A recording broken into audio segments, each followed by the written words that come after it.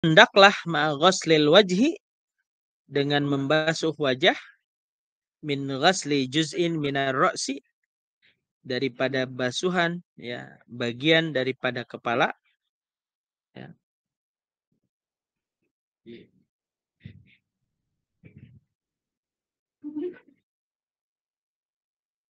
Allah. Tadi kan kata mama doang yang tadi tuh lagi ngomong itu emang.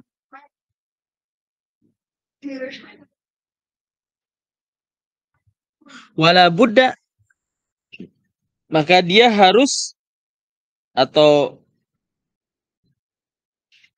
dia harus membasuh gitu ya. Wala budda ma'a ghaslil wajhi, atau gini bahasanya. Di samping dia harus membasuh wajah ya.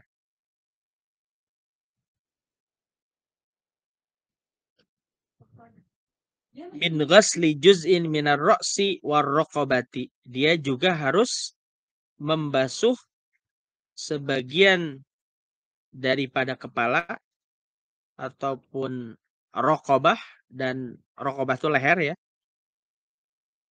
Wa ma tahta dzaqani, dan anggota di bawah jenggot ya. Jadi ini yang terjadi ketika si perempuan ya,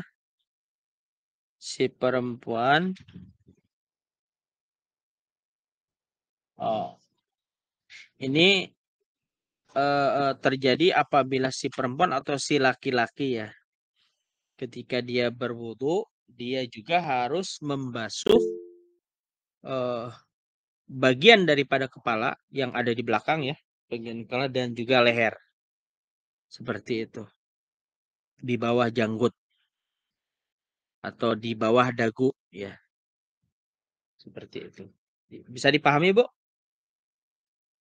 Ustaz, Kenapa? Gimana? Itu berlaku Gini. untuk laki-laki? Ini berlaku untuk semuanya, baik itu laki-laki ataupun perempuan.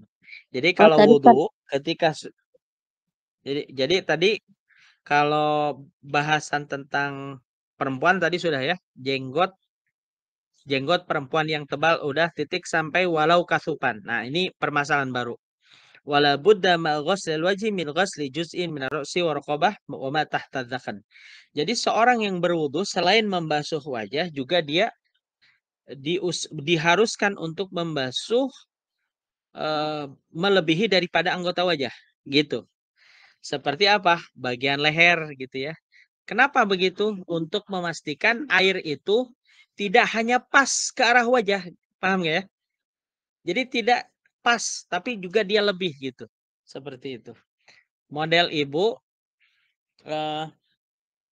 membasuh tangan. Kan nggak jangan sampai membasuh itu hanya ke batas tangan saja, tapi harus dilebihkan. Sama wajah juga gitu, harus dilebihkan sampai ke leher dan kepala bagian belakang begitu, Bu. Bisa dipahami nggak? Iya Pak Ustadz, kalau untuk laki-laki pernah ngelihat ya kayak gitu. Iya. Kalau perempuan juga harus ya? Iya. Iya, ini berlaku untuk laki-laki dan perempuan. Oh, siap Pak Ustadz.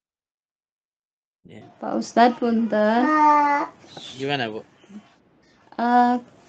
Kalau misalkan kayak cambang gitu, kalau perempuan kan panjang Pak Ustadz biasanya dari yang di depan telinga itu, apakah dipotong atau masuknya ke bagian rambut atau ke bagian wajah Pak Ustadz? Itu masuknya ke bagian wajah kalau cambang itu ya.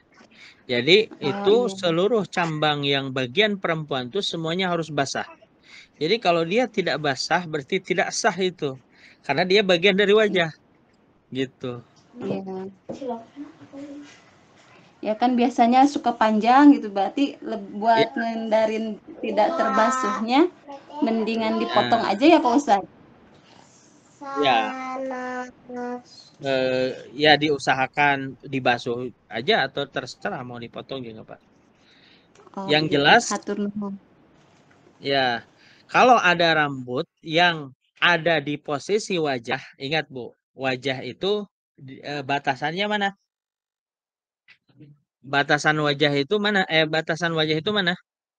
Kalau panjang berarti tempat tumbuhnya rambut bagian depan, oke? Kalau lebar itu antara daun telinga.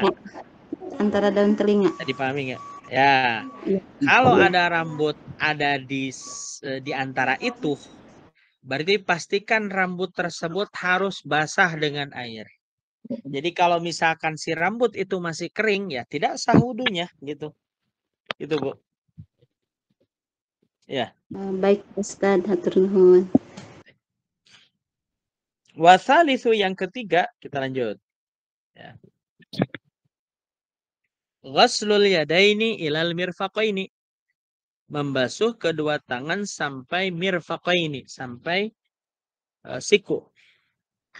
Fa'ilam yakun lahu mirfaqan, apabila seseorang itu tidak memiliki mirfaqan, dua siku ya.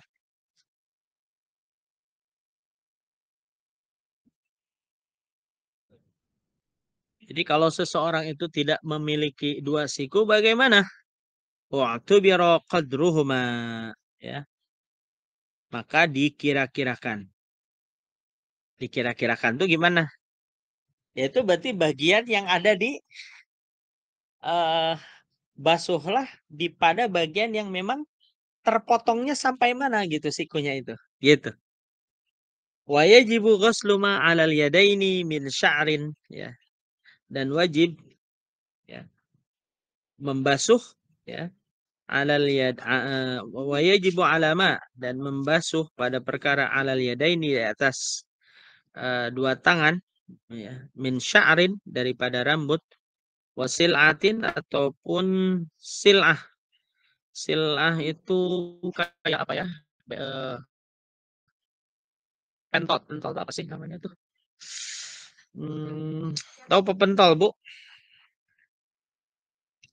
Daging jadi nih. Daging jadi apa tuh? Halo Bu, menonjol daging jadi itu bukan? Namanya sil'ah itu. Jadi kalau ada Yang disikut Pak Ustadz. Di tangan. Yang disikut? Ya disikut ataupun di tangan sil'ah. Suka ada apa sih namanya? Yang daging menonjol itu disebutnya apa? Tulang. Kutil. Oh. Tahu kutil Bu? Kutil ya itu. Tahu. Nah, jadi kalau tahu kutil kan? Nah, Ya, jadi wajib ketika ya. Wajib membasuh atas sesuatu yang ada di atas tangan ya, dari rambut. Jadi kalau misalkan di atas tangan itu ada rambut, wasil'atin ataupun kutil-kutil, misalnya daging jadi gitu ya. Wa usbu'in zaidatin, ataupun si tangannya itu ada tambahan tangan ya. Apa disebutnya tambahan tangan tuh? Jari tambahan ya, jari tambahan. Wa dhafira, dan kuku-kuku ya. Wa yajibu izalatu ma tahtaha, maka wajib ya menghilangkan ma tahtaha, apa yang ada di bawahnya itu. Di bawah mana? Di bawah kuku. Min waskhin, daripada kotoran, yamna'u wusulal ma, yang menghalangi teraliri oleh air. Misalnya nih, kuku ibu